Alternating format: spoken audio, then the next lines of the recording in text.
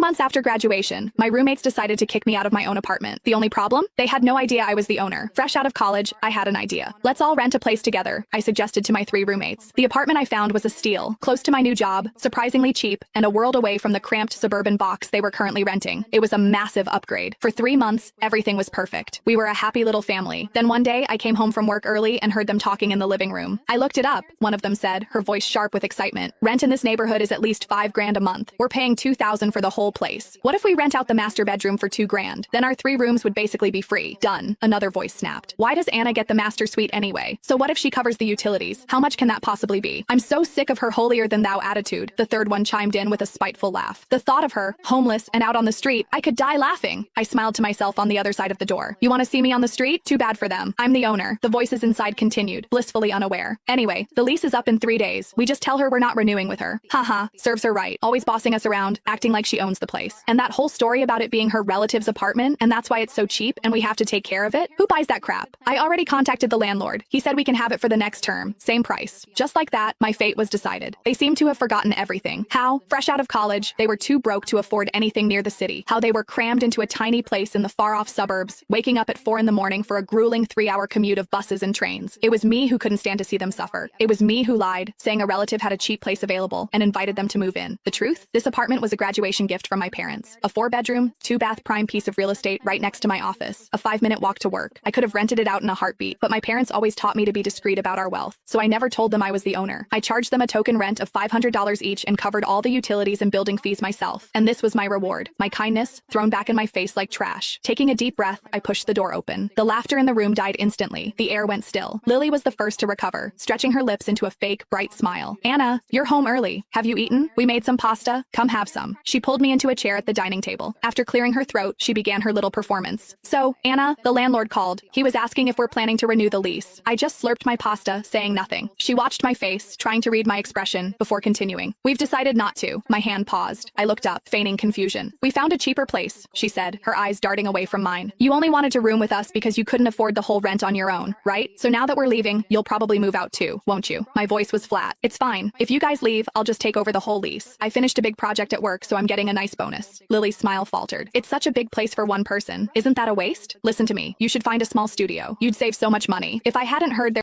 Scan the QR code to download TikTok. The subsequent story endings are explosive and full of hidden surprises waiting for you. You can also get rewards by creating a new account.